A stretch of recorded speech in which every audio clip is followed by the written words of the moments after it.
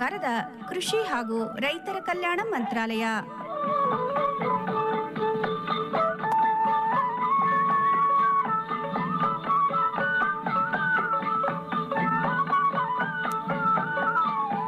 ಕರಿಯತ್ತ ಕಾಳಿಂಗ ಕರಿಯತ್ತ ಮಾಲಿಂಗ ಕರಕರ ಜಟ್ಟಿ ಕಾಲಂದು ಹರಳು.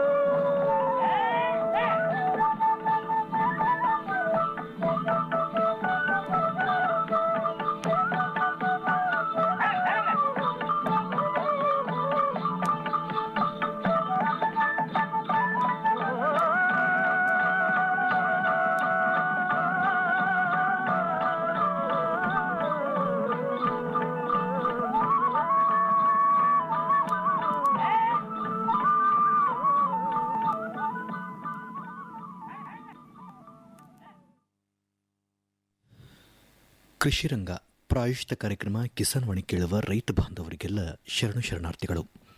ಇವತ್ತಿನ ಕಾರ್ಯಕ್ರಮದಲ್ಲಿ ಆರೋಗ್ಯಕರ ಜೀವನಕ್ಕಾಗಿ ಆಹಾರ ಪದ್ಧತಿಗಳು ಕುರಿತು ಗೃಹ ವಿಜ್ಞಾನಿಗಳಾದಂತಹ ಡಾಕ್ಟರ್ ಶಿಲ್ಪಾ ಅವರೊಂದಿಗೆ ಸಂದರ್ಶನ. ನಂತರ ಹವಾಮಾನ ವರದಿ ಹಾಗೂ ಹವಾಮಾನಾಧಾರಿತ ಕೃಷಿ ಸಲಹೆಗಳು ಮತ್ತು ಪೇಟೆ ಧಾರಣೆ. ಕಾರ್ಯಕ್ರಮದ ಪ್ರಾಯೋಜಕರು ಭಾರತ ಸರ್ಕಾರದ ಕೃಷಿ ಹಾಗೂ ರೈತರ ಕಲ್ಯಾಣ ಮಂತ್ರಾಲಯ. ಪ್ರಧಾನಮಂತ್ರಿ ಕಿಸಾನ್ ಮಾನ್ಧನ್ ಯೋಜನೆ ಸಿಗುವುದು ಪೆನ್ಷನ್ನ ಆಸರೆಯು ಆಗದು ನಿರಾಸರೆ ಇನ್ನು ಸಿಗುವುದು ಸಂತಸದ ಕ್ಷಣವು ಕಳೆಯುವುದು ಸುಖದಿಂದ ವೃದ್ಧಾಪ್ಯ ರಕ್ಷಿತ ಆಗುವ ಅನ್ನದಾತ ಸುರಕ್ಷಿತ ಆಗುವ ಅನ್ನದಾತ. ಪ್ರಧಾನಮಂತ್ರಿ ಕಿಸಾನ್ ಮಾನ್ಧನ್ ಯೋಜನೆಯಿಂದ ಲಘು ಮತ್ತು ಸಣ್ಣ ಹಿಡುವಳಿದಾರ ರೈತರ ಭವಿಷ್ಯವಾಗುತ್ತೆ ಸುರಕ್ಷಿತ. 60 ವರ್ಷ ವಯಸ್ಸಾದ ನಂತರ 3,000 ರೂಪಾಯಿಗಳ ಮಾಸಿಕ ಪೆನ್ಷನ್ ಖಚಿತ. 55ರಿಂದ 200 ರೂಪಾಯಿಗಳ ಮಾಸಿಕ ಶುಲ್ಕ ನೀಡಿ 18ರಿಂದ 40 ವರ್ಷ ತನಕ ರೈತರು ಪ್ರವೇಶಿಸಬಹುದು. ಈ ಅಂಶದಾನ ಯೋಜನೆಯಲ್ಲಿ ಸರ್ಕಾರ ನೀಡುತ್ತದೆ ಸಮಪಾಲು ಕೊಡುಗೆ. ಎಲ್ಲ ರೈತ ಬಾಂಧವರು ಈ ಸೇವೆಯ ಪ್ರಯೋಜನಕ್ಕಾಗಿ ಜನಸೇವಾ ಕೇಂದ್ರಕ್ಕೆ ಹೋಗಿ ಉಚಿತವಾಗಿ ತಮ್ಮ ಹೆಸರನ್ನು ನೋಂದಾಯಿಸಿಕೊಳ್ಳಿ. ಪ್ರಧಾನಮಂತ್ರಿ ಕಿಸಾನ್ ಮಾನ್ಧನ್ ಯೋಜನೆ ಅನ್ನದಾತರ ಪರಿಶ್ರಮಕ್ಕಾಗಿ ಈಗ ಪೆನ್ಷನ್ನಿಂದ ಅವರ ಮನೆ ಸುರಕ್ಷಿತ.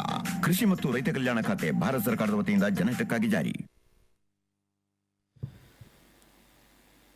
ರೈತ ಬಾಂಧವರೇ, ಈಗ ಕೇಳಿ ಆರೋಗ್ಯಕರ ಜೀವನಕ್ಕಾಗಿ ಆಹಾರ ಪದ್ಧತಿಗಳು ಈ ಕುರಿತು ಗೃಹ ವಿಜ್ಞಾನಿಗಳಾದಂತಹ ಡಾಕ್ಟರ್ ಶಿಲ್ಪಾ ಅವರೊಂದಿಗೆ ಸಂದರ್ಶನ.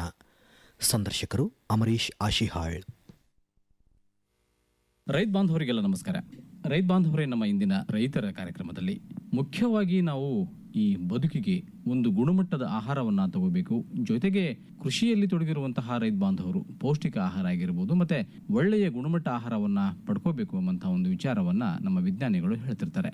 ಮುಖ್ಯವಾಗಿ ಉತ್ಪಾದನಾ ಒಂದು ಶಕ್ತಿಯ ಮೇಲೆ ಅಂತಂದ್ರೆ ನಮ್ಮ ಆಹಾರ ಉತ್ಪಾದನೆ ಆಗಿರ್ಬೋದು, ಕೃಷಿ ಕ್ಷೇತ್ರದಲ್ಲಿ ಹೆಚ್ಚಿನ ದಕ್ಷತೆ ಉಂಟಾಗಬೇಕಪ್ಪ ಅಂತಂದ್ರೆ ಒಳ್ಳೆಯ ಆಹಾರ ಪದ್ಧತಿಯನ್ನು ನಾವು ಸೇವಿಸಬೇಕಾಗ್ತದೆ. ಈ ನಿಟ್ಟಿನಲ್ಲಿ ಆರೋಗ್ಯಕರ ಜೀವನ ಶೈಲಿಗಾಗಿ ನಮ್ಮ ರೈತ ಬಾಂಧವರಾಗಿರ್ಬೋದು ಅಥವಾ ನಗರವಾಸಿಗಳಾಗಿರ್ಬೋದು ಎಂತಹ ಒಂದು ಆಹಾರವನ್ನ ತಗೋಬೇಕಾಗ್ತದೆ, ಹೇಗೆ ಆಹಾರದ ರೂಢಿಯನ್ನ ಕರಗತ ಮಾಡಿಕೊಂಡ್ರೆ ಒಳ್ಳೆಯ ಬದುಕನ್ನ ನಡೆಸಬಹುದು ಎಂಬಂತಹ ಒಂದು ವಿಚಾರವನ್ನ ನಮ್ಮ ಕಾರ್ಯಕ್ರಮದಲ್ಲಿ ತಿಳಿಸಲಿಕ್ಕೆ ನಮ್ಮ ರಾಯಚೂರು ಕೃಷಿ ವಿಜ್ಞಾನಗಳ ವಿಶ್ವವಿದ್ಯಾಲಯದ ಹಗರಿ ಕೃಷಿ ಮಹಾವಿದ್ಯಾಲಯದ ಆಹಾರ ಮತ್ತು ಪೋಷಣಾ ವಿಭಾಗದ ಸಹ ಪ್ರಾಧ್ಯಾಪಕರಾದಂತಹ ಡಾಕ್ಟರ್ ಶಿಲ್ಪಾ ಹೆಚ್ ನಮ್ಮ ಜೊತೆ ಇದ್ದಾರೆ. ಅವರಿಂದ ಮಾಹಿತಿಯನ್ನ ಮಾಡ್ಕೊಳ್ಳೋಣ. ಮೊದಲಿಗೆ ಎಲ್ಲ ರೈತ ಬಾಂಧವರ ಪರವಾಗಿ, ನಮ್ಮೆಲ್ಲ ರೈತ ಮಹಿಳೆಯರ ಪರವಾಗಿ ತಮಗೆ ಸ್ವಾಗತ, ಹಾಗೇನೆ ನಮಸ್ಕಾರ ಮೇಡಮ್. ಎಲ್ಲ ಕೇಳುಗರಿಗೂ ನಮಸ್ಕಾರ. ಹೇಳಿ, ಈಗ ಆರೋಗ್ಯ ಎಲ್ಲರೂ ಹೆಚ್ಚಿನ ಒಂದು ಆದ್ಯತೆಯನ್ನ ಕೊಡುವಂಥದ್ದು. ಸಣ್ಣವರಿಂದ ವಯೋವೃದ್ಧವರೆಗೆ ಕೂಡ ಒಳ್ಳೆಯ ಬದುಕನ್ನು ನಡೆಸಬೇಕು, ಒಳ್ಳೆಯ ಆಹಾರವನ್ನು ತಿನ್ನಬೇಕು, ಒಳ್ಳೆಯ ಹಣ್ಣುಗಳನ್ನು ಸೇವಿಸಬೇಕು ಎಂಬಂತಹ ಒಂದು ವಿಚಾರವನ್ನ ನಾವು ಹೇಳ್ತಿರ್ತೀವಿ. ಏನಿದು ಆಹಾರ? ಎಂತಹ ಆಹಾರವನ್ನು ನಾವು ಸೇವಿಸಿದ್ರೆ ಕೆಲವೊಬ್ರು ವಿಚಾರ ಮಾಡ್ತಿರ್ತಾರೆ, ಹೊಟ್ಟೆ ತುಂಬಿದ್ರೆ ಸಾಕಪ್ಪ, ನಡೀತದೆ, ಈ ಕೆಲಸ ಮಾಡಕ್ ಸಾಕಪ್ಪ ಅಂತಂದ್ಬಿಟ್ಟು. ಆದ್ರೆ ನಾವು ಕ್ಯಾಲೋರಿ ವಿಚಾರವನ್ನು ತೆಗೆದುಕೊಂಡಾಗ ಅಥವಾ ನಮ್ಮ ಒಂದು ಬ್ಯಾಲೆನ್ಸ್ ಲೈಫಿಗೆ ಒಂದು ಆರೋಗ್ಯಕರವಾದಂತಹ ಒಂದು ಆಹಾರ ಬೇಕು ಅಂತ ಹೇಳ್ತಾರೆ. ಈ ಮುಖ್ಯವಾಗಿ ಆಹಾರ ಅಂದ್ರೆ ಏನು? ನೀವು ಸರಿಯಾಗಿ ಹೇಳಿದ್ರಿ. ಇಲ್ಲಿ ಬದುಕೋದಕ್ಕಾಗಿ ತಿನ್ನುವುದು ಅನ್ನೋ ಒಂದು ಮೊದಲಿಂದನೂ ನಾವು ತಿಳ್ಕೊಂಡು ಬಂದಿರತಕ್ಕಂಥದ್ದು. ನಾವು ಜೀವನ ಮಾಡಬೇಕು ಅಥವಾ ಜೀವಿಸಿ ಇರಬೇಕು ಅನ್ನೋದಕ್ಕೆ ನಾವು ಆಹಾರ ತಿನ್ಬೇಕು ಅನ್ನೋದು ಎಲ್ಲರೂ ಅನ್ಕೊಂಡಿರೋದು. ಆದರೆ ಇತ್ತೀಚೆಗೆ ಅಂದ್ರೆ ಮೊದಲು ನಾವು ಫುಡ್ ಸೆಕ್ಯೂರಿಟಿ ಬಗ್ಗೆ ಮಾತಾಡ್ತಾ ಇದ್ವಿ, ಆದ್ರೆ ಇತ್ತೀಚಿನ ದಿನಗಳಲ್ಲಿ ನಾವು ನ್ಯೂಟ್ರಿಷನ್ ಸೆಕ್ಯೂರಿಟಿ ಬಗ್ಗೆ ಮಾತಾಡ್ತೀವಿ, ಪೋಷಣಾ ಭದ್ರತೆ ಅಂತ ಹೇಳ್ತಾ ಇದ್ದೀವಿ. ಆಹಾರ ಭದ್ರತೆಯಿಂದ ಮುಖ್ಯವಾಗಿ ಈಗ ಪೌಷ್ಟಿಕಾಂಶಗಳ ಭದ್ರತೆ. ಹೌದು, ಈಗ ನಾವು ಪೋಷಣಾ ಭದ್ರತೆಗೆ ಹೆಚ್ಚಿನ ಆದ್ಯತೆನ ಕೊಡಬೇಕಾಗಿದೆ. ಯಾಕೆ ಅನ್ನೋ ಒಂದು ವಿಚಾರವನ್ನು ಸಹ ನಾವಿಲ್ಲಿ ಪ್ರಸ್ತಾಪ ಮಾಡೋಣ. ಇಲ್ಲಿ ಆಹಾರ ಅಂದ್ರೆ ಏನು ಅನ್ನೋದನ್ನ ಮೊದಲು ತಿಳ್ಕೊಳ್ಳೋಣ. ಆಹಾರ ಅಂದ್ರೆ ನಾವು ತಿಂತಕ್ಕಂಥ ಆಹಾರ, ಅದು ನಮಗೆ ಪೋಷಣೆಯನ್ನು ಒದಗಿಸಬೇಕು, ನಮ್ಮ ಆರೋಗ್ಯಕ್ಕೆ ಸಹಕಾರಿಯಾಗಿರ್ಬೇಕು. ಇದನ್ನ ನಾವು ಆಹಾರ ಅಂತ ಹೇಳ್ತೀವಿ. ಇದು ನಾವು ಪ್ಲಾಂಟ್ ಒರಿಜಿನ್ ಅಂದ್ರೆ ಸಸ್ಯ ಮೂಲದ್ದಾಗಿ ಇರಬಹುದು ಅಥವಾ ಪ್ರಾಣಿ ಮೂಲದ್ದಾಗಿ ಇರಬಹುದು. ಯಾವುದೇ ಮೂಲದಿಂದ ಬಂದರೂ ಸಹ ನಮ್ಮ ಆರೋಗ್ಯಕ್ಕೆ, ನಮ್ಮ ದೇಹಕ್ಕೆ ಒಂದು ಪೋಷಣೆಯನ್ನು ಒದಗಿಸಕ್ಕಂಥದ್ದನ್ನ ನಾವು ಆಹಾರ ಅಂತ ಹೇಳ್ತೀವಿ. ಜೊತೆಗೆ ಇದು ನಮಗೆ ಹಲವಾರು ಪೋಷಕಾಂಶಗಳನ್ನ ಕೊಡ್ತೀವಿ. ಇಲ್ಲಿ ನಾವು ಬರೀ ಕ್ಯಾಲೋರೀಸ್ ಅಲ್ಲ, ಬರೀ ಶಕ್ತಿ ಅಲ್ಲ, ಇಲ್ಲಿ ನಾವು ಹಲವಾರು ಅಂಶಗಳನ್ನ ಗಮನದಲ್ಲಿ ಇಡಬೇಕಾಗತ್ತೆ. ಆಹಾರ ಅಂದ ತಕ್ಷಣ ನಮಗೆ ಆಹಾರದಲ್ಲಿ ವಿಭಾಗಗಳನ್ನ ಮಾಡ್ತೀವಿ. ನಾವು ನಮ್ಮ ಒಂದು ತಟ್ಟೆನ ನೆನೆಸ್ಕೊಂಡ್ರೆ, ಈಗ ನಾವು ರೈತ ಬಾಂಧವರು ನೀವೆಲ್ಲ ಕೇಳಿಸ್ಕೊಳ್ತಾ ಇದ್ದಾರೆ, ನೀವೊಂದು ಖಾನಾವಳಿ ಊಟಕ್ಕೆ ಹೋಗ್ತೀರಾ. ಊಟಕ್ಕೆ ಹೋದಾಗ ನಾವು ತಟ್ಟೆಯಲ್ಲಿ ಏನೇನ್ ಕಾಣಿಸ್ತೀವಿ, ಏನೇನು ಅಂತಂದ್ರೆ ನಾವು ರೊಟ್ಟಿ ನೋಡ್ತೀವಿ, ಚಪಾತಿ ನೋಡ್ತೀವಿ, ಅಥವಾ ಅನ್ನ ನೋಡ್ತೀವಿ, ಜೊತೆಗೆ ತರಕಾರಿಗಳು ಇರಬಹುದು, ಹಸಿ ತರಕಾರಿಗಳಿರ್ಬಹುದು, ಕಾಳಿನ ಪಲ್ಯ ಇರ್ಬೋದು, ಮೊಸರು ಇರಬಹುದು. ಈ ರೀತಿ ಹಲವಾರು ಆಹಾರದ ವಿಧಗಳನ್ನ ನೀವು ನೋಡ್ತೀರಿ. ಇದಕ್ಕೆ ನಾವೇನ್ ಹೇಳ್ತೀವಿ, ಬ್ಯಾಲೆನ್ಸ್ಡ್ ತಟ್ಟೆ ಅಥವಾ ಸಮತೋಲನವಾದಂತಹ ತಟ್ಟೆ ಅಂತ ಹೇಳ್ತೀವಿ, ಪರಿಪೂರ್ಣ ಆಹಾರ ಅಂತಂದು ಹೇಳ್ಬಹುದು. ಹೇಗೆ ನಾವು ನಮ್ಮ ತಟ್ಟೆಯನ್ನ ಪರಿಪೂರ್ಣವಾಗಿ ಮಾಡ್ಕೋಬಹುದು ಅಂತಂದ್ರೆ, ಇಲ್ಲಿ ನಾವು ಆಹಾರವನ್ನ ಒಂದು ICMR ಪ್ರಕಾರ 5 ಗುಂಪುಗಳಾಗಿ ಮಾಡ್ತೀವಿ. ಮೊದಲನೆಯದ್ದು ಏಕದಳ ಧಾನ್ಯಗಳು ಹಾಗೂ ದ್ವಿದಳ ಧಾನ್ಯಗಳು, ಮತ್ತು ನಂತರ ಬರೋದು ಹಣ್ಣು ಮತ್ತು ತರಕಾರಿಗಳು, ಹಾಗೇನೆ ಹಾಲು, ಮೊಸರು, ಮಜ್ಜಿಗೆ, ಮಾಂಸಾಹಾರ, ಮೊಟ್ಟೆ, ಇದೊಂದು ಗುಂಪನ್ನ ಮಾಡ್ತೀವಿ. ಹಾಗೆ ಎಣ್ಣೆ ಅಂಶ ಮತ್ತು ಸಕ್ಕರೆ ಅಂಶನ ಮತ್ತೊಂದು ಗುಂಪಾಗಿ ಮಾಡ್ತೀವಿ. ಇದು ಆಹಾರದ 5 ಗುಂಪುಗಳು ಅಂತ ಹೇಳ್ತೀವಿ.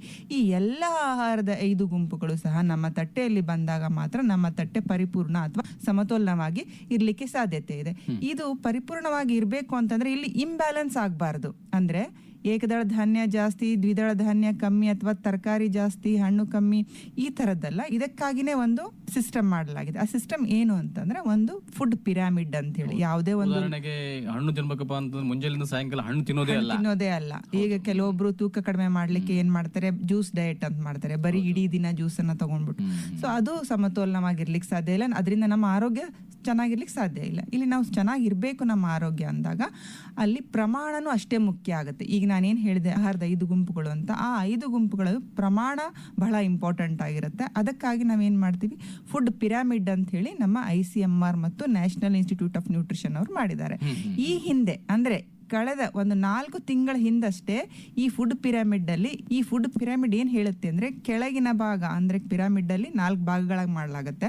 ಆ 4 ಭಾಗಗಳಲ್ಲಿ ಕೆಳಗಡೆ ಭಾಗ ಏನಿದೆ, ಸೀರಿಯಲ್ಸ್ ಮತ್ತು ಪಲ್ಸಸ್ ಅಂದ್ರೆ ಏಕದಳ ಧಾನ್ಯ, ದ್ವಿದಳ ಧಾನ್ಯಗಳನ್ನ ಅತಿ ಹೆಚ್ಚು ನಮ್ಮ ತಟ್ಟೆಯಲ್ಲಿ ಇರಬೇಕು ಅನ್ನೋದನ್ನ ಅದು ಸೂಚಿಸುತ್ತೆ.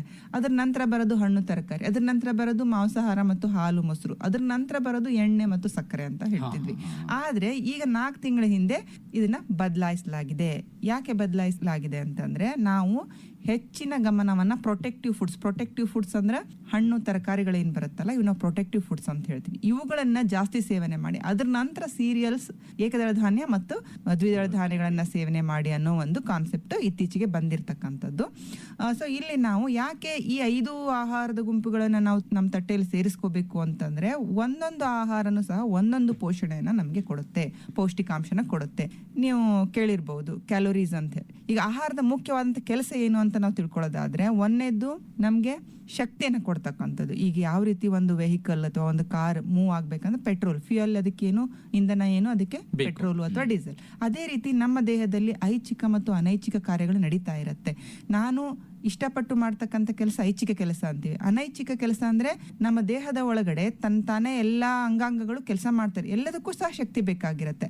ಆ ಶಕ್ತಿ ಯಾವ್ದ್ರಿಂದ ಬರುತ್ತೆ, ನಾವು ತಿಂತಕ್ಕಂಥ ಆಹಾರದಿಂದ. ಈ ಶಕ್ತಿಯನ್ನು ಕೊಡ್ತಕ್ಕಂಥ ಆಹಾರಗಳನ್ನ ನಾವು ಕ್ಯಾಲೋರಿಡ್ ನ್ಯೂಟ್ರಿಯೆಂಟ್ಸ್ ಅಂತ ಹೇಳ್ತೀವಿ. ಅಂದ್ರೆ ಕಾರ್ಬೋಹೈಡ್ರೇಟ್, ಶರ್ಕರ ಪಿಷ್ಟಗಳು, ಪ್ರೋಟೀನ್ಸ್ ಅಂತ ಹೇಳ್ತೀವಿ, ಸಸಾರಜನಕ ಅಂತ ಹೇಳ್ತೀವಿ, ಫ್ಯಾಟ್ಸ್ ಅಂತ ಹೇಳ್ತೀವಿ. ಇವು 3 ಪೋಷಕಾಂಶಗಳು ಏನಿದೆ ನಮ್ಗೆ ಈ ಶಕ್ತಿಯನ್ನು ಕೊಡ್ತಕ್ಕಂಥ ಕೆಲಸ ಮಾಡಿದ್ರೆ, ಎರಡನೇ ಕೆಲಸ ಆಹಾರದ್ದು ಏನು ಅಂತಂದ್ರೆ, ಇವು ನಮಗೆ ಬಾಡಿ ಬಿಲ್ಡಿಂಗ್ ಅಂತ ಹೇಳ್ತೀವಿ, ದೇಹದ ಬೆಳವಣಿಗೆಗೆ ಬಹಳ ಇಂಪಾರ್ಟೆಂಟ್ ಆಗಿರ್ತಕ್ಕಂಥ. ಅದ್ರಲ್ಲೂ ನಮ್ಮ ಬೆಳವಣಿಗೆ ಯಾವಾಗ ಸ್ಟಾರ್ಟ್ ಆಗುತ್ತೆ, ಮಗು ತಾಯಿ ಹೊಟ್ಟೆ ಒಳಗಡೆ ಮೊದಲನೇ ದಿನ ಏನದು ಕನ್ಸೆಪ್ಷನ್ ಅಂತ ಹೇಳ್ತೀವಿ, ಆ ಮೊದಲನೇ ದಿನನೇ ಆ ಮಗುವಿನ ಬೆಳವಣಿಗೆ ಶುರುವಾಗುತ್ತೆ. ಇದು ನಮಗೆ 18-19 ವರ್ಷದವರೆಗೂ ಬೆಳವಣಿಗೆ ಇರುತ್ತೆ. ತದನಂತರ ನಮಗೆ ಆಹಾರ ಬೇಕಾಗುತ್ತೆ, ಅದನ್ನ ನಮ್ಮ ದೇಹನ ಕಾಪಾಡ್ಕೊಳ್ಳಿಕ್ಕೆ. ಯಾಕಂದ್ರೆ ಜೀವಕೋಶಗಳು ಹುಡ್ತಾ ಇರುತ್ತೆ, ಸಾಯ್ತಾ ಇರುತ್ತೆ, ಅವುಗಳನ್ನ ಮೇಂಟೈನ್ ಮಾಡ್ಕೊಳ್ಳೋದಕ್ಕೆ ನಮಗೆ ಪ್ರೋಟೀನ್ಸ್ ಅಂತ ಏನ್ ಹೇಳ್ತೀವಿ ಅವು ಬೇಕಾಗಿ, ಸಸಾರಜನಕಗಳು. ಅವು ನಮ್ಗೆ ಯಾವ್ದ್ರಲ್ಲಿ ಸಿಗುತ್ತೆ ಅಂತ ನೋಡಿದಾಗ ನಾವು ಪಲ್ಸಸ್ ಅಂದ್ರೆ ಕಾಳುಗಳು, ಬೇಳೆಕಾಳು, ನಾವೇನು ಕಡಲೆ ಇರ್ಬೋದು, ಹೆಸರು ಇರ್ಬೋದು, ಉದ್ದಿರ್ಬೋದು, ಇಂಥ ಕಾಳುಗಳಲ್ಲಿ ನಮಗೆ ಈ ಸಸಾರಜನಕ ಸಿಗುತ್ತೆ. ಅತಿ ಇಂಪಾರ್ಟೆಂಟ್ ಆಗಿರತಂತ ಪೋಷಕಾಂಶ.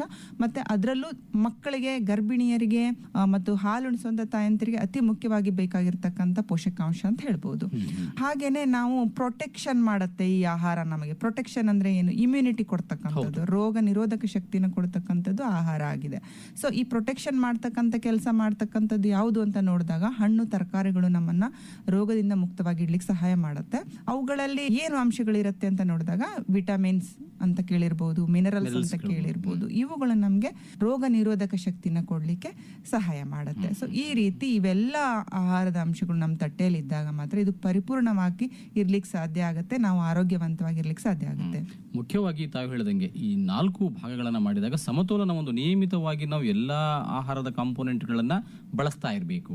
ಕೇವಲ ಒಂದೇ ದಿನಕ್ಕೆ ಅದು ಸೀಮಿತ ಆಗಬಾರ್ದು. ಮುಖ್ಯವಾಗಿ ಅದು ಪ್ರಕ್ರಿಯೆಗೆ ದಿನನಿತ್ಯನೂ ಕೂಡ ನಾವು ಹಣ್ಣು, ತರಕಾರಿ, ನಮ್ಮ ಮಾಂಸಾಹಾರ ಆಗಿರುವುದು, ಬೇರೆ ಬೇರೆ ನಮ್ಮ ಅಭಿರುಚಿಗೆ ತಕ್ಕಂತೆ ಈ ಒಂದು ಆಹಾರವನ್ನು ಬಳಕೆ ಮಾಡಿದ್ರೆ ಒಂದು ಬ್ಯಾಲೆನ್ಸ್ ಫುಡ್ ಅನ್ನ ನಾವು ಕಾಯ್ದುಕೊಳ್ಳಿಕ್ಕೆ ಸಾಧ್ಯ ಆಗ್ತದೆ. ಈಗ ಉದಾಹರಣೆಗೆ ನಮ್ಮ ಗ್ರಾಮೀಣ ಭಾಗದಲ್ಲಿ ಮುಖ್ಯವಾಗಿ ಮಹಿಳೆಯರು, ಈಗ ನಾವು ನೋಡ್ತಿರ್ತೀವಿ ಅಲ್ಲಲ್ಲಿ ಕೂಲಿ ಮಾಡುವಂತವ್ರು ಕೇವಲ ಅನ್ನ ಬೇಳೆಯನ್ನ ಮಾತ್ರ ಬಳಸ್ತಾರೆ. ಅವರಿಗೆ ಹೇಗೆ ಸಮತೋಲನ, ಅದು ದುಡಿಯುವಂತಹ ಒಂದು ಸಾಮರ್ಥ್ಯದ ಮೇಲೆ ಏನಾದ್ರೂ ಪರಿಣಾಮ ಬೀರುತ್ತಾ? ಹೌದು, ಖಂಡಿತ.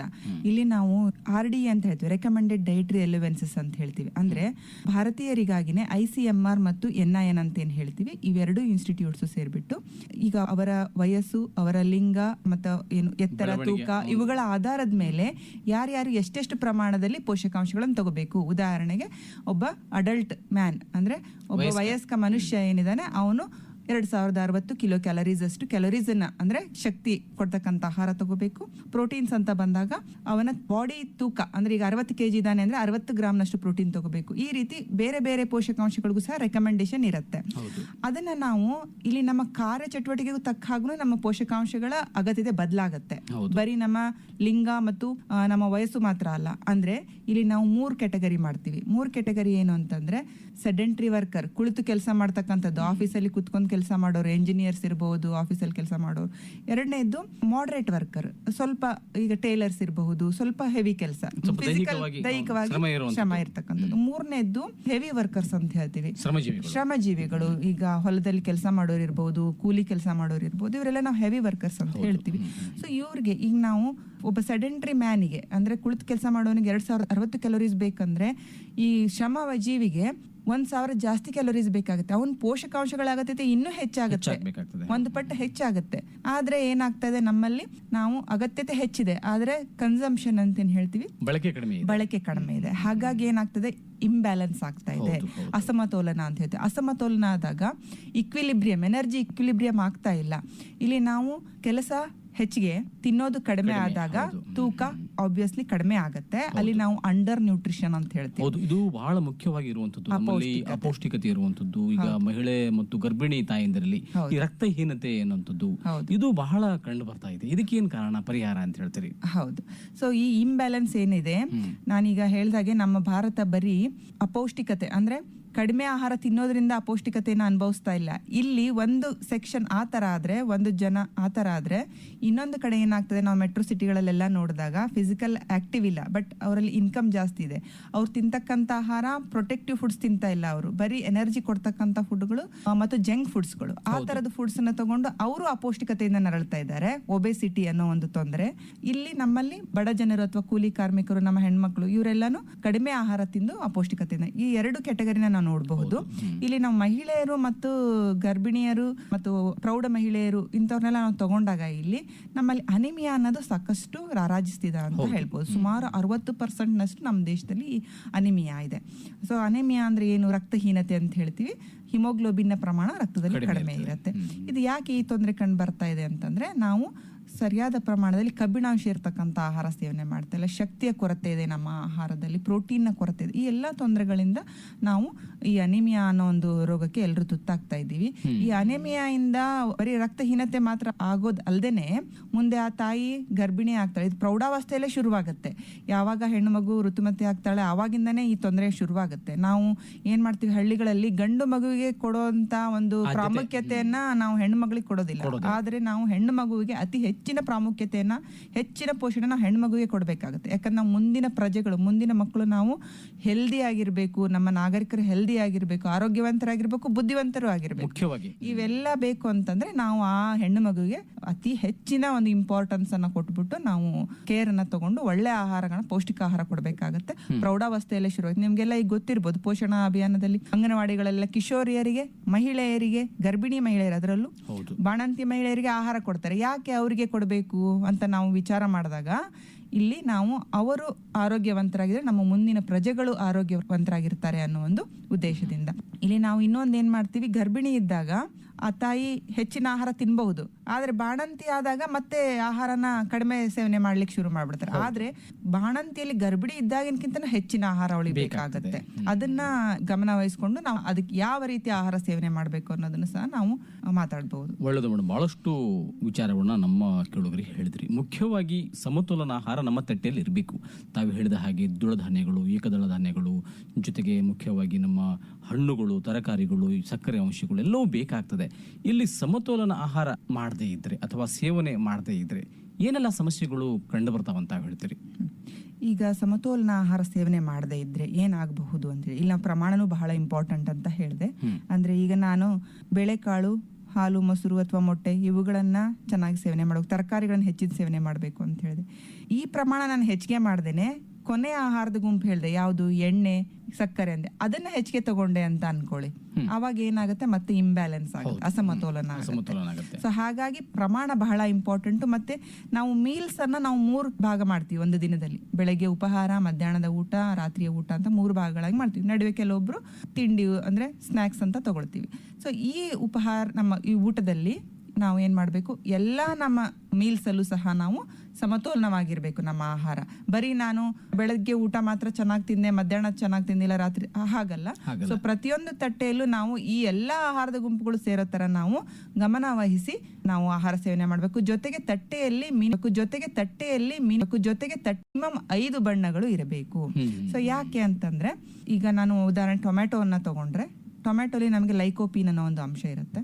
ಸೊ ಅದು ಏನು ಆಂಟಿ ಆಕ್ಸಿಡೆಂಟ್ ಅಂತ ಹೇಳ್ತೀವಿ. ಅಂದ್ರೆ ನಮ್ಮ ದೇಹದಲ್ಲಿ ಮೆಟಬಾಲಿಕ್ ಎಂಡ್ ಪ್ರಾಡಕ್ಟ್ಸ್ ಅಂತ ಹೇಳ್ತೀವಿ, ಫ್ರೀ ರೆಡಿಕಲ್ಸ್ ಅಂತ ಉತ್ಪತ್ತಿ ಆಗ್ತಿರ್ತವೆ. ಅವು ಹಾನಿಕಾರಕ ಅಂಶಗಳು ಅಂತ ಹೇಳ್ಬೋದು. ಆ ಫ್ರೀ ರೆಡಿಕಲ್ಸ್ನ ನಾವು ಒಂದು ಸಂಖ್ಯೆನ ಕಡಿಮೆ ಮಾಡಬೇಕು ಅಥವಾ ಅವುಗಳನ್ನ ತೊಡೆದು ಹಾಕಬೇಕು ಅಂತಂದ್ರೆ ಅದಕ್ಕೆ ನಾವು ಆಂಟಿ ಆಕ್ಸಿಡೆಂಟ್ಸ್ ಇರ್ತಕ್ಕಂಥ ಆಹಾರನ ಸೇವನೆ ಮಾಡಬೇಕು.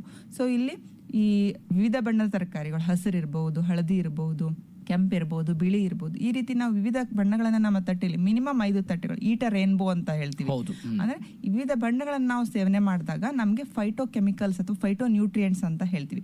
ಒಂದೊಂದು ಬಣ್ಣದಲ್ಲೂ ಒಂದೊಂದು ನಮ್ಗೆ ಆರೋಗ್ಯಕ್ಕೆ ಸಹಾಯ ಮಾಡ್ತಕ್ಕಂತ ಒಂದು ನ್ಯೂಟ್ರಿಯೆಂಟ್ ಇರುತ್ತೆ. ಉದಾಹರಣೆಗೆ ಈಗ ಸೊಪ್ಪಾಗಿರ್ಬೋದು, ಹಸಿರೆಲೆಗಳು, ಮತ್ತೆ ಗಜ್ಜರಿ ಆಗಿರ್ಬೋದು, ಸೌತೆ ಆಗಿರ್ಬೋದು, ಮೂಲಂಗಿ ಆಗಿರ್ಬೋದು, ತಾವು ಹೇಳಿದಾಗ ಎಲ್ಲ ಸಮತೋಲನವಾಗಿ ನಾವು ದಿನನಿತ್ಯನೂ ಕೂಡ 5 ಬಣ್ಣದ್ದು ಬೇಕು. ನಮ್ಮ ತಟ್ಟೆಯಲ್ಲಿ 5 ಬಣ್ಣ ಇದೇನಾ ಇಲ್ಲ ಅಂತ ನಾವು ಪರೀಕ್ಷೆ ಮಾಡ್ಕೊಳ್ಬೇಕು. ಹೌದು. ಈಗ ಎಲ್ಲಾನು ನಮ್ಮ ತಟ್ಟೆಯಲ್ಲಿ ತಿನ್ಲಿಕ್ಕೆ ಆಗ್ಲಿಕ್ಕಿಲ್ಲ. ಆವಾಗ ಏನ್ ಮಾಡ್ಬೇಕು, ಸ್ವಲ್ಪ ಹೆಣ್ಮಕ್ಳು ಮನೆಯಲ್ಲಿ ಈಗ ಒಂದು ಪರೋಟ ಮಾಡಿದೆ, ಪರೋಟನಲ್ಲಿ ಎಲ್ಲ ತರಕಾರಿಗಳನ್ನ ಮಿಶ್ರಣ ಮಾಡಿದೆ, ಅಥವಾ ಬಿಸಿಬೇಳೆ ಬಾತ್ ನೋಡಿ, ಕಾಳಿದೆ, ಅದರಲ್ಲಿ ಅಕ್ಕಿ ಇದೆ, ತರಕಾರಿ ಇದೆ, ಎಲ್ಲ ಇದೆ. ಸೊ ಆ ರೀತಿ ನಾವು ಸ್ವಲ್ಪ ವಿಚಾರ ಮಾಡ್ಬಿಟ್ಟು ಎಲ್ಲಾ ತರಕಾರಿ, ಎಲ್ಲಾ ಹಣ್ಣು ಎಲ್ಲಾನು ಸೇರ್ಬಿಟ್ಟು ಯಾವ ರೀತಿ ಮಾಡ್ಬೇಕು ಅನ್ನೋದನ್ನ ವಿಚಾರ ಮಾಡ್ಬಿಟ್ಟು ನಾವು ಮಾಡಿದಾಗ ಅದು ಸಮತೋಲನವಾಗಿರ್ಲಿಕ್ಕೆ ಸಾಧ್ಯತೆ ಇದೆ. ಬರೀ ನಾವು ಅನ್ನ ಅಥವಾ ತಿಳಿ ಸಾರು ತಿಂದಾಗ ನಮಗೆ ಅದರಲ್ಲಿ ಯಾವುದೇ ಶಕ್ತಿ ಸಿಗ್ಲಿಕ್ಕೆ ಸಾಧ್ಯತೆ, ಬರೀ ಕಾರ್ಬೋಹೈಡ್ರೇಟ್ ಸಿಗುತ್ತೆ. ಮತ್ತೆ ನಾರಿನಂಶನೂ ಸಹ ಕಡಿಮೆ ಇರುತ್ತೆ. ಇತ್ತೀಚಿನ ದಿನಗಳಲ್ಲಿ ಅಕ್ಕಿಯನ್ನ ಬಹಳಷ್ಟು ಪಾಲಿಶ್ ಮಾಡ್ತಾ ಇದ್ದಾರೆ, ಹಾಗಾಗಿ ನಮ್ಗೆ ನಾರಿನಂಶನೂ ಸಿಗಲ್ಲ, ಥಯಾಮಿನ್ ಅನ್ನೋ ಅಂಶನೂ ಸಿಗಲ್ಲ. ಸೊ ಹಾಗಾಗಿ ನಾವು ಆದಷ್ಟು ತಿನ್ಬೇಕಾದ್ರೆ ಏನೇನ್ ತಿನ್ಬೇಕು ಅನ್ನೋದನ್ನ ವಿಚಾರ ಮಾಡ್ಬಿಟ್ಟು ನಾವು ಈ ಸಮತೋಲನ ಇರೋ ತರ ಮಾಡ್ಕೊಂಡ್ರೆ ಬಹಳ ಒಳ್ಳೆಯದು ಅಂತ. ಈಗ ಕೆಲವೊಬ್ರು ಈ ಜಂಕ್ ಫುಡ್ಗಳಾಗಿರ್ಬೋದು, ಈಗ ಕರೆದ ಪದಾರ್ಥಗಳಾಗಿರ್ಬೋದು, ಈಗ ಪ್ಯಾಕೆಟ್ ಫುಡ್ಗಳಿಗೆ ಹೆಚ್ಚಿನ ಒಂದು ಆಕರ್ಷಣೆಗೆ ನಮ್ಮ ಗ್ರಾಮೀಣ ಭಾಗದಲ್ಲಾಗಿರ್ಬೋದು, ನಗರವಾಸಿಗಳಲ್ಲಾಗಿರ್ಬೋದು ಅದು ಸರ್ವೇ ಸಾಮಾನ್ಯ ಆಗಿದೆ. ಏನಿದು ಜಂಕ್ ಫುಡ್ ತಿನ್ನೋದ್ರಿಂದ ಹೇಗೆ ಅಪಾಯಕಾರಿಯಾಗ್ತದೆ? ಮತ್ತೆ ಮುಖ್ಯವಾಗಿ ದುಡಿಯುವಂತಹ ಒಂದು ಜನರು ಈಗ ಬೆಳಿಗ್ಗೆ ನಾಷ್ಟ ಮಾಡ್ಲಾರ್ದಾನೆ ಹೊಲಕ್ಕೆ ಹೋಗ್ಬಿಟ್ಟಿರ್ತಾರೆ, ಹೊಟ್ಟೆ ತುಂಬ ತಿನ್ಲಾರ್ದಾನೆ ಕೂಲಿ ಕೆಲಸಕ್ಕೆ ಹೋಗ್ಬಿಟ್ಟಿರ್ತಾರೆ. ಇದರಿಂದ ಏನು ಎಫೆಕ್ಟ್ ಆಗ್ತದೆ ಅಂತ ಹೇಳ್ತೀರಿ? ಇಲ್ಲಿ ಜಂಕ್ ಫುಡ್ ಅಂತಂದ್ರೆ ಈಗ ನೀವು 2 ವಿಚಾರಗಳನ್ನ ಇಲ್ಲಿ ಹೇಳ್ತಾ ಇದ್ದೀರಾ. ಒಂದು ಟಿಫಿನ್ ಮಾಡ್ದೇನೆ ಊಟ ಮಾಡ್ದೇನೆ ಹೋಗಿರ್ತಾರೆ ಅನ್ನೋ ಒಂದು ವಿಚಾರವನ್ನು ಡಿಸ್ಕಸ್ ಮಾಡೋಣ. ಜೊತೆಗೆ ಜಂಕ್ ಫುಡ್ ಅಂದ್ರೆ ಏನು ಅನ್ನೋದನ್ನ ಡಿಸ್ಕಸ್ ಮಾಡೋಣ. ಮೊದಲೇದಾಗಿ ನೀವು ಊಟ ಮಾಡ್ದೇನೆ, ಈಗ ಮಕ್ಳು ಟಿಫಿನ್ ತಿಂದೇನೆ ಹೋಗ್ತಾರೆ. ಆಮೇಲೆ ಹೆಣ್ಮಕ್ಳು ಮನೇಲಿ ಕೆಲಸ ಮಾಡ್ತಿರ್ತಾರೆ, ಹೌಸ್ ವೈಫ್ಸ್ ಅಂತ ಹೇಳಿ, ಹೋಮ್ ಮೇಕರ್ಸ್ ಅಂತ ಹೇಳ್ತೀವಿ. ಅವ್ರೇನ್ ಮಾಡ್ತಾರೆ, ಮನೇಲಿ ಎಲ್ರನ್ನೂ ಕಳಿಸಿ ಎಲ್ಲ ಕೆಲಸ ಮಾಡಿ ಒಮ್ಮೆಲೆ 11-12 ಗಂಟೆಗೆ ಟಿಫಿನ್ ತಿಂದ್ಬಿಡ್ತಾರೆ, ಊಟನೇ ಮಾಡೋದಿಲ್ಲ. ಸೊ ಈ ತರನೇ ಇರುತ್ತೆ. ಮತ್ತೆ ಕೂಲಿ ಮಾಡೋರು ಹಾಗೆ ಹೋಗ್ಬಿಡ್ತಾರೆ, 11-12 ಗಂಟೆಗೆ ಊಟ ಮಾಡ್ತಾರೆ. ಸೊ ಈ ರೀತಿ ಇದು ಏನಂತೀವಿ ನಾವು ಬ್ರೇಕ್ಫಾಸ್ಟ್ ಅಂದ್ರೆ ಏನು, ಬ್ರೇಕಿಂಗ್ ದ ಫಾಸ್ಟ್ ಅಂತ. ನಾವು ಊಟ ರಾತ್ರಿ 8-9 ಗಂಟೆಗೆ ಮಾಡಿರ್ತೀವಿ ನೈಟ್, ನಿನ್ನೆ ದಿನ. ಇವತ್ತು ಬೆಳಗ್ಗೆ ನಾನು 8 ಗಂಟೆವರೆಗೂ ಫಾಸ್ಟಿಂಗ್ ಅಲ್ಲಿ ಇರ್ತೀನಿ, ಉಪವಾಸ ಇರ್ತೀನಿ ಅಂತ ಅರ್ಥ. ಸೊ ಅದನ್ನ ಬ್ರೇಕ್ ಮಾಡೋದಕ್ಕೆ ನಾವು ಬ್ರೇಕ್ಫಾಸ್ಟ್ ಅಂತ ಹೇಳ್ತೀವಿ. ಈ ಬ್ರೇಕ್ಫಾಸ್ಟ್ ಅನ್ನೋದು ಅಥವಾ ಬೆಳಗಿನ ಉಪಹಾರ ಅನ್ನೋದು ಅತಿ ಮುಖ್ಯವಾದಂತಹ ಮೀಲ್ ಆಫ್ ದ ಡೇ ಅಂತ. ನಮ್ಮ ಒಂದು ದಿನದಲ್ಲಿ ನಾವೇನು ಊಟ 3 ಹೊತ್ತು ತಿಂತೀವಿ, ಅದರಲ್ಲಿ ಅತಿ ಮುಖ್ಯವಾದದ್ದು ಯಾವ್ದು ಅಂದ್ರೆ ಬ್ರೇಕ್ಫಾಸ್ಟ್ ಅಂತ ಹೇಳ್ತೀವಿ. ಸೊ ಆ ಬ್ರೇಕ್ಫಾಸ್ಟ್ ನಾವು ಕಂಪಲ್ಸರಿ ತಗೊಳ್ಬೇಕಾಗತ್ತೆ. ಇಲ್ಲ ಅಂದ್ರೆ ಏನಾಗುತ್ತೆ ಅಂತಂದ್ರೆ ವೀಕ್ನೆಸ್, ನಮ್ಮ ಇಡೀ ದಿನದ ಎನರ್ಜಿ ಕೊಡ್ತಕ್ಕಂಥದ್ದೇ ಬ್ರೇಕ್ಫಾಸ್ಟ್ ಅಂತ ಹೇಳ್ಬೋದು. ಈಗ ನಾವು ತಿಂದೇ ಇದ್ದಾಗ ಏನಾಗುತ್ತೆ, ಉದಾಹರಣೆ ಮಕ್ಕಳು ಅವರು ತಿಂದಿಲ್ಲ, ಬೆಳಗ್ಗೆ ತಿಂದು ಹೋಗಿಲ್ಲ ಅಂತಂದಾಗ ಕಾನ್ಸಂಟ್ರೇಷನ್ ಬರಲ್ಲ ಕ್ಲಾಸಸ್ ಅಲ್ಲಿ. ಹಾಗೆ ಇರಿಟೇಷನ್, ಯಾರಾದ್ರೂ ಮಾತಾಡಿಸಿ ಇರಿಟೇಷನ್ ಆಗುತ್ತೆ, ಸಿಟ್ಟು ಬರುತ್ತೆ, ಏಕಾಗ್ರತೆ ಇರೋದಿಲ್ಲ. ಮತ್ತೆ ನಾವು ಜಂಕ್ ಫುಡ್ಸಿಗೆ ಅಟ್ರಾಕ್ಟ್ ಆಗ್ತೀವಿ. ಈ ಮಧ್ಯ ಊಟದ ಟೈಮ್ ಇನ್ನ 1 ಗಂಟೆ ಇರುತ್ತೆ. ಸೊ ಮಧ್ಯದಲ್ಲಿ ಹೋಗಿ ಏನಾದ್ರೂ ಬಿಸ್ಕೆಟ್ ತಗೊಂಡು ತಿನ್ನೋಣ, ಚಿಪ್ಸ್ ತಗೊಂಡು ತಿನ್ನೋಣ, ಆ ತರ. ಸೊ ಜಂಕ್ ಫುಡ್ಸ್ ಕಡೆ ನಾವು ಹೆಚ್ಚಿನ ಆಕರ್ಷಿತರಾಗ್ತೀವಿ. ಮತ್ತೆ ಕೂಲಿ ಕಾರ್ಮಿಕರನ್ನ ತಗೊಂಡಾಗ ಏನಾಗುತ್ತೆ, ಅವರಲ್ಲಿ ದುಡಿಲಿಕ್ಕೆ ಶಕ್ತಿ ಕಡಿಮೆ ಆಗ್ಬಿಡುತ್ತೆ, ನಿಶಕ್ತಿ ಆಗುತ್ತೆ, ಪರ್ಫಾರ್ಮೆನ್ಸ್ ಅವ್ರದ್ದು ಕಡಿಮೆ ಆಗುತ್ತೆ. ಸೊ ಹಾಗಾಗಿ ಬ್ರೇಕ್ಫಾಸ್ಟ್ ಬಹಳ ಇಂಪಾರ್ಟೆಂಟ್ ಆಗಿರ್ತಕ್ಕಂಥ ಮೀಲು. ಹಾಗೆ ಕೆಲವೊಂದು ಸ್ಟಡೀಸ್ ಏನು ಹೇಳುತ್ತೆ ಅಂತಂದ್ರೆ, ನೀವು ಬ್ರೇಕ್ಫಾಸ್ಟನ್ನು ಯಾರು ಸ್ಕಿಪ್ ಮಾಡ್ತಾರೆ ಅವರಲ್ಲಿ ಟೈಪ್ 2 ಡಯಾಬಿಟಿಸ್ ಅಂತ ಏನು ಹೇಳ್ತೀವಿ, ಅದು ಕಟ್ಟಿಟ್ಟ ಬುತ್ತಿ. ನಾವು ಹೆಣ್ಮಕ್ಳು ಅನ್ಕೊಂತಿರ್ಬೋದು, ನಾನು ತಿನ್ನದೇ 2 ಹೊತ್ತು ತಿಂತೀನಿ, ನನಗೆ ಡಯಾಬಿಟಿಸ್ ಬರಲ್ಲ, ಆದ್ರೂ ಮನೆಯಲ್ಲೇ ಇದ್ದೀನಿ, ಆದ್ರೂ ಯಾಕೆ ಎಲ್ಲ ಕೆಲಸ ಮಾಡ್ತೀನಿ, ಯಾಕೆ ಡಯಾಬಿಟಿಸ್ ಬಂತು? ಸೊ ಯಾಕೆ ಅಂದ್ರೆ ಯಾರು ಬ್ರೇಕ್ಫಾಸ್ಟನ್ನು ಮಿಸ್ ಮಾಡ್ತಾರೆ ಅವರಲ್ಲಿ ಇದು ಕಂಪಲ್ಸರಿಯಾಗಿ ಡಯಾಬಿಟಿಸ್ ಅನ್ನೋದು ಬರುತ್ತೆ ಅನ್ನೋದು ಸ್ಟಡೀಸ್ ಹೇಳುತ್ತೆ. ಸೊ ಇದು ಒಂದು ವಿಚಾರ. ಜಂಕ್ ಫುಡ್ಸ್ ಅಂದ್ರೆ ಏನು ಅನ್ನೋ ಒಂದು ಕ್ವಶನ್ ಕೇಳಿದ್ರಿ ನೀವು. ಜಂಕ್ ಅಂದ್ರೆ ಮೀನಿಂಗ್ ಏನು, ವೇಸ್ಟ್ ಅಂತ ಅರ್ಥ. ಸೊ ಈ ಫುಡ್ಸ್ಗಳಿಗೆ ನಾವು ಜಂಕ್ ಫುಡ್ಸ್ ಅಂತ ಯಾಕೆ ಹೇಳ್ತೀವಿ? ಯಾಕೆ ಆಹಾರ ಅಂದ್ರೆ ಒಳ್ಳೇದಿರ್ಬೇಕಲ್ಲ ಎಲ್ಲೂ, ಯಾಕೆ ಜಂಕ್ ಫುಡ್ಸ್ ಅಂತ ಅದರಲ್ಲಿ ಯಾಕೆ ಕೆಟಗರಿ ಮಾಡಿದೀವಿ? ಸೊ ಜಂಕ್ ಫುಡ್ಸ್ ಅಂದ್ರೆ ಏನು ಅಂತಂದ್ರೆ, ಒಂದು ಇದು ಅತಿ ಸಂಸ್ಕರಣೆ ಆಗಿರುತ್ತೆ ಮತ್ತು ಪ್ಯಾಕ್ಡ್ ಆಗಿ ಬರುತ್ತೆ. ಹಾಗೇನೆ ಇದರಲ್ಲಿ ಸಾಕಷ್ಟು ಸಂರಕ್ಷಕಗಳು, ಯಾಕಂದ್ರೆ ಇದು ನಾವು ವರ್ಷಗಟ್ಟಲೆ ಇಡಬೇಕು, ಅದು ಪ್ರಿಸರ್ವೇಟಿವ್ಸ್, ವರ್ಷಗಟ್ಟಲೆ ಇದನ್ನ ನಾವು ಸೂಪರ್ ಮಾರ್ಕೆಟ್ಗಳಲ್ಲಿ ನೋಡ್ತೀವಿ. ಸೊ ಇದೆಲ್ಲ ಇರುತ್ತೆ. ಮತ್ತೆ ಇದನ್ನ ಮೈದಾದಿಂದ ಮಾಡಿರ್ತಾರೆ ಒಂದು, ಮತ್ತೆ ಇದರಲ್ಲಿ ಟ್ರಾನ್ಸ್ ಫ್ಯಾಟಿ ಆಸಿಡ್ಸ್ ಅಂತ ಹೇಳ್ತೀವಿ. ಉದಾಹರಣೆಗೆ ನಾವೀಗ ಡಾಲ್ಡಾ ಇರಬಹುದು, ಈ ತರದ ಎಣ್ಣೆಗಳನ್ನ ಬಳಸಿರ್ತಾರೆ. ಜೊತೆಗೆ ಉಪ್ಪು, ಸೋಡಿಯಂ ಜಾಸ್ತಿ ಇರುತ್ತೆ ಅಥವಾ ಸಕ್ಕರೆ ಜಾಸ್ತಿ ಇರುತ್ತೆ. ಈ ಅಂಶಗಳು ಇದ್ರೆ ಇದು ಜಂಕ್ ಫುಡ್ ಅಂತ ನಾವು ಕನ್ಸಿಡರ್ ಮಾಡಬಹುದು.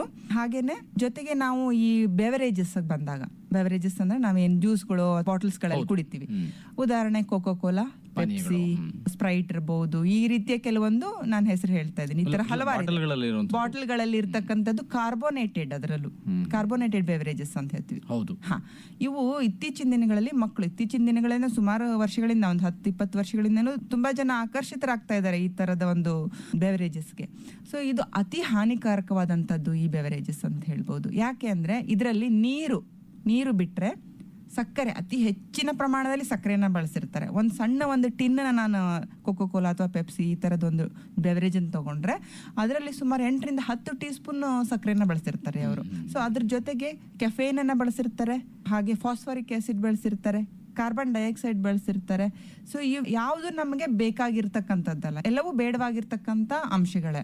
ಸೊ ಇವುಗಳ ಸೇವನೆ ಮಾಡಿದಾಗ ಏನಾಗುತ್ತೆ, ನಮ್ಮ ಬೋನ್ ಮಿನರಲ್ ಡೆನ್ಸಿಟಿ ಏನಿರ್ತದೆ ಅದು ಕಡಿಮೆ ಆಗುತ್ತೆ. ಸೊ ಬೋನ್ಸ್ ನಮಗೆ ವೀಕ್ ಆಗುತ್ತೆ. ಸೊ ನಾವು ಮಕ್ಕಳಲ್ಲಿ ನೋಡ್ಬೋದು, ತುಂಬಾ ಜನ ಈ ತರದ ಒಂದು ಬೆವರೇಜಸ್ ಕುಡಿತಾರೆ. ಹಾಗಾಗಿ ಅವರ ಬೋನ್ಸ್ ಏನೋ ಒಂದ್ ಸ್ವಲ್ಪ ಆಟ ಆಡ್ಬೇಕಾದ್ರೆ ಫ್ರಾಕ್ಚರ್ಸ್ ಆಗ್ತಕ್ಕಂಥ ಚಾನ್ಸಸ್ ಬಹಳ ಇರುತ್ತೆ. ಸೊ ಹಾಗಾಗಿ ಈ ಬೆವರೇಜಸ್ ಅತಿ ಹಾನಿಕಾರಕ ಅಂತ ಹೇಳ್ಬೋದು. ಹಾಗೆ ನಾವು ಇತ್ತೀಚಿನ ದಿನಗಳು, ಮೊದಲು ನಾವು ಸ್ನಾಕ್ಸ್ ಅಂತ ಅಂದಾಗ ಏನು, ಇಡ್ಲಿ ಅಥವಾ ದೋಸೆ ಈ ತರ ತಿನ್ಲಿಕ್ಕೆ ಹೋಗ್ತಾ ಇದ್ವಿ ಸಾಯಂಕಾಲ.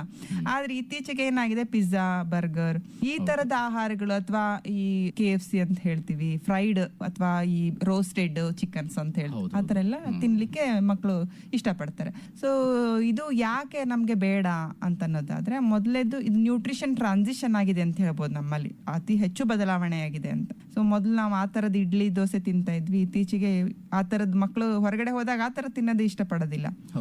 ಸೊ ಇದರಿಂದ ಏನಾಗ್ತಾ ಇದೆ ಅಂತಂದ್ರೆ, ನಮ್ಮಲ್ಲಿ ಕ್ಯಾಲೋರಿ ಕನ್ಸಂಪ್ಷನ್ ಜಾಸ್ತಿ ಆಗಿದೆ, ಬಟ್ ಬೇಕಾದಂಥ ಪೋಷಕಾಂಶಗಳು ಸಿಗ್ತಾ ಇಲ್ಲ, ಬೇಡವಾದಂಥದ್ದು ಹೆಚ್ಚಿಗೆ ಸಿಗ್ತಾ ಇದೆ. ಈಗ ಉದಾಹರಣೆ ಒಂದು ಬರ್ಗರ್ ಅಥವಾ ಒಂದು ಪಿಜ್ಜಾ ಒಂದು ಪೀಸ್ ತೊಗೊಂಡಾಗ ಅಲ್ಲಿ ನನಗೆ 200ರಿಂದ 300 ಕಿಲೋ ಕ್ಯಾಲರೀಸ್ ಸಿಗ್ತಾ ಇದೆ.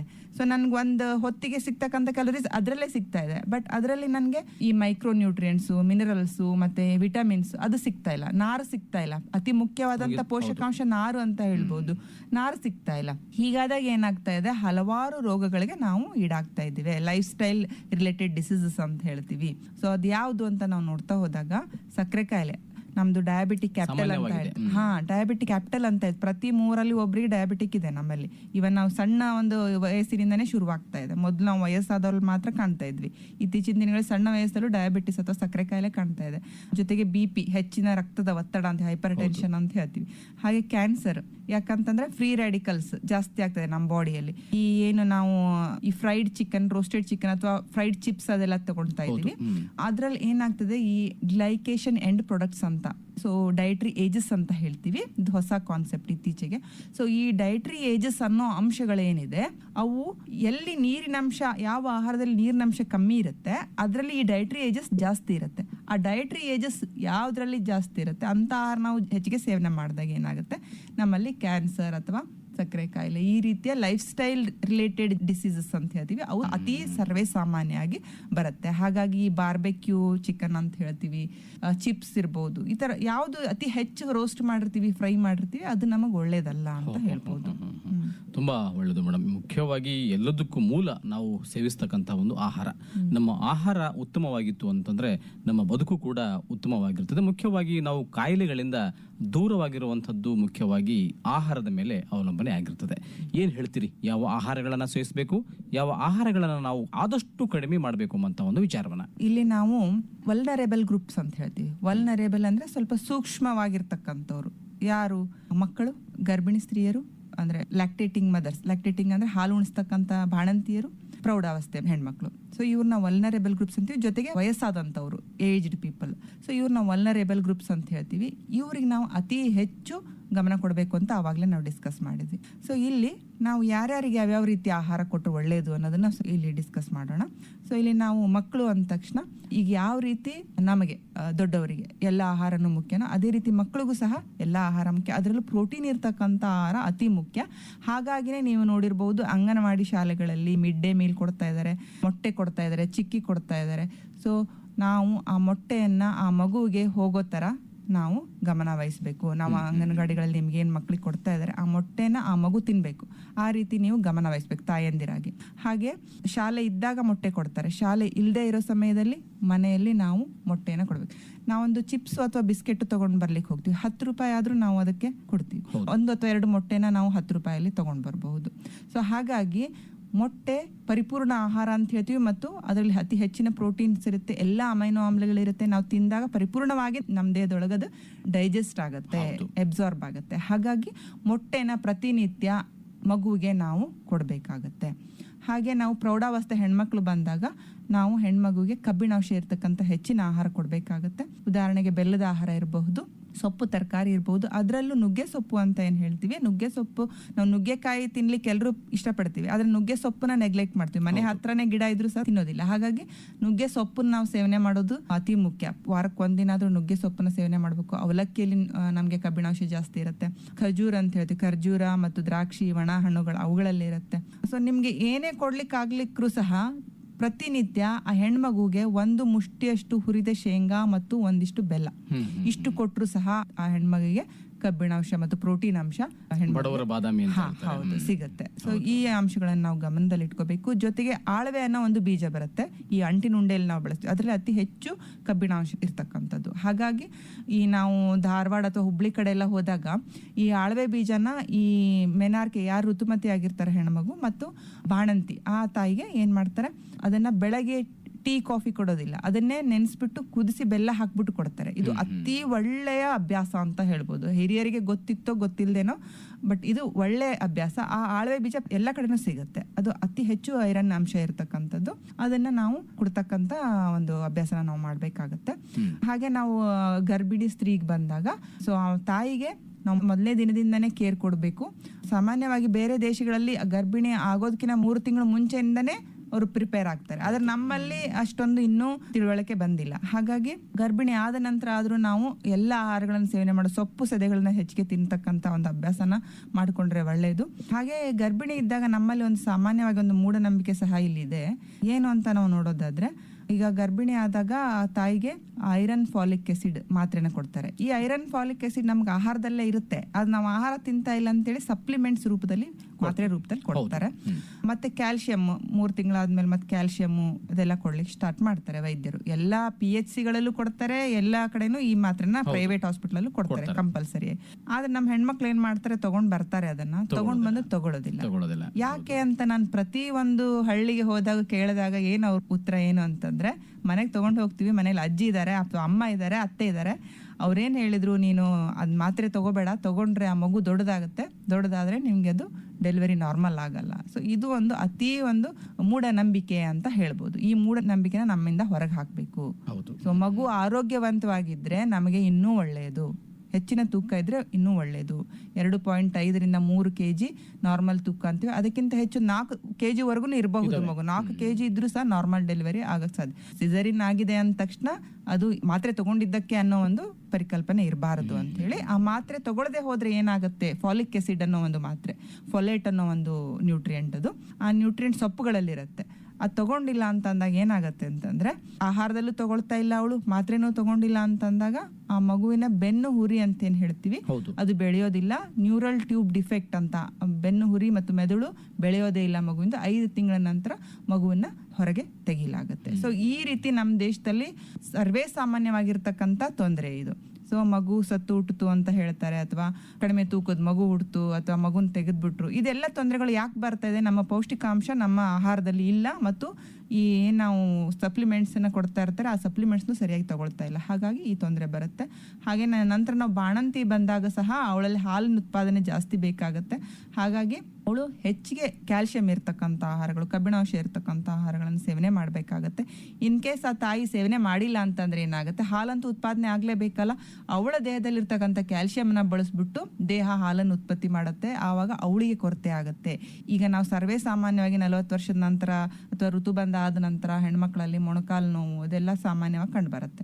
ಯಾಕೆ ಅಂತಂದ್ರೆ, ಆ ತಾಯಿ ಗರ್ಭಿಣಿ ಇದ್ದಾಗ ಅಥವಾ ಬಾಣಂತಿ ಇದ್ದಾಗ ಕ್ಯಾಲ್ಸಿಯಂ ಅನ್ನ ಸರಿಯಾಗಿ ಸೇವನೆ ಮಾಡದೇ ಇರತಕ್ಕಂಥ ರೀಸನ್ ಅನ್ನ ನಾವು ತಗೋಬಹುದು. ಸೊ ಹಾಗಾಗಿ ಇಲ್ಲಿ ಬರೀ ನಾವು ಇವರನ್ನಷ್ಟೇ ಅಲ್ಲ, ವಲ್ನರೇಬಲ್ ಗ್ರೂಪ್ ಅಲ್ಲದೇನೆ ಸಹ ಪ್ರತಿಯೊಬ್ಬರು ಆರೋಗ್ಯವಂತವಾಗಿರ್ಬೇಕು ಅಂತಂದ್ರೆ ನಾ ಹೇಳಿರ್ತಕ್ಕಂಥದ್ದು ಏನು, ನಮ್ಮ ತಟ್ಟೆಯಲ್ಲಿ 5 ಬಣ್ಣ ಇರಬೇಕು, ಕಾಳುಗಳಿಗೆ ಹೆಚ್ಚಿನ, ಬೇಳೆ ಕಾಳುಗಳಿಗೆ ಹೆಚ್ಚಿನ ಒಂದು ಗಮನ ಕೊಡಬೇಕು, ನಮ್ಮ ತಟ್ಟೆಯಲ್ಲಿ ಇರೋ ತರ ನೋಡ್ಕೋಬೇಕು. ಹಾಗೆ ತರಕಾರಿ, ಹಣ್ಣು ತರಕಾರಿ, ದಿನಕ್ಕೆ 1 ಹಣ್ಣನ್ನ ನಾವು ಕಂಪಲ್ಸರಿಯಾಗಿ ಸೇವನೆ, ಯಾವುದೇ ಹಣ್ಣು ಇರಬಹುದು, ಸಂದರ್ಭಕ್ಕೆ ಒಂದು ಆ ಸೀಸನ್ ಅಲ್ಲಿ ಸಿಗ್ತದೆ ಎಲ್ಲವನ್ನು ಆಸ್ವಾದಿಸಬೇಕು. ಮತ್ತೆ ನಾವು ಎಲ್ಲೋ ದೂರದಿಂದ ಮೈಲ್ಸ್ ಇಂದ ಬರ್ತಕ್ಕಂತ ಹಣ್ಣು ಬೇಡ ನಮಗೆ. ನಮ್ಮ ಊರಲ್ಲಿ ನಮ್ಮ ರೈತರು ಬೆಳೀತಕ್ಕಂತ ಹಣ್ಣನ್ನ ನಾವು ಸೇವನೆ ಮಾಡಿದಾಗ ಯಾವುದೇ ಇರ್ಬೋದು, ಬಾಳೆಹಣ್ಣಂತೂ ಸಿಗುತ್ತೆ, ಸಪೋಟ ಸಿಗುತ್ತೆ, ಗಾವಾ ಸಿಗುತ್ತೆ. ಸೊ ಯಾವ ಹಣ್ಣು ನಮ್ಮಲ್ಲಿ ಸಿಗುತ್ತೆ ಆ ಹಣ್ಣನ್ನ ದಿನಕ್ಕೆ 1 ಹಣ್ಣು ಪ್ರತಿಯೊಬ್ರು ಸೇವನೆ ಮಾಡಬೇಕು. ಸೊ ಹಾಗೆ ಪ್ರೋಟೀನ್ ಸೇವನೆ, ಹಾಲು, ಮೊಸರಿನ ಮಜ್ಜಿಗೆನ ಸೇವನೆ, ಪ್ರೋಬಯೋಟಿಕ್ಸ್ ಅಂತ ಹೇಳ್ತೀವಿ, ಅವುಗಳಿರುತ್ತೆ. ಹಾಗಾಗಿ ಅವುಗಳ ಸೇವನೆ ಮಾಡೋದು, ಇಷ್ಟು ನಾವು ಗಮನದಲ್ಲಿ ಇರಿಸ್ಕೊಂಡು, ಮತ್ತೆ ಏನು ಜಂಕ್ ಫುಡ್ಸ್ ಅಂತ ನಾವು ಕೆಟಗರಿ ಮಾಡಿದ್ವಿ ಆ ಫುಡ್ಸ್ನ ಸೇವನೆ ಅತಿ ಕಡಿಮೆ ಮಾಡಿದಾಗ ನಾವು ಆರೋಗ್ಯವಂತವಾಗಿರ್ಲಿಕ್ಕೆ ಸಾಧ್ಯತೆ ಇದೆ.